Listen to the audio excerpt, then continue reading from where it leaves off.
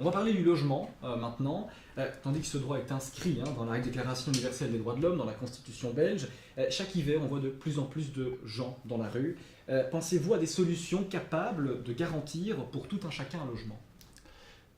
La première chose, c'est ces gens, pourquoi sont-ils dans la rue? Ça, c'est déjà le premier problème. Le premier problème, c'est des personnes qui n'ont, pour la plupart, pas de revenus et qui ont un problème de revenus. Donc, c'est déjà un problème économique au départ. Il faut bien se dire qu'ici, on a répondu au problème du logement par la création de logements sociaux et autres. Ça enrichit des sociétés de logements sociaux, ça a créé des ghettos. Je crois que l'argent serait beaucoup mieux utilisé en faisant confiance à nos communes, à nos CPAS, pour aider ces personnes.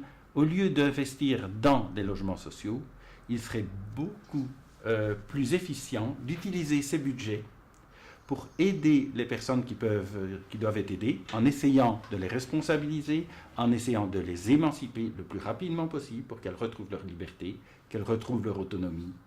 Et en travaillant avec du logement privé, je crois que créer des logements sociaux a enrichi des sociétés de logements sociaux, a enrichi certains investisseurs qui sont spécialisés là-dedans, a peut-être apporté des voix à certains politiques, mais à part ça, ça n'a pas apporté grand-chose. Le budget aurait été beaucoup mieux utilisé autrement.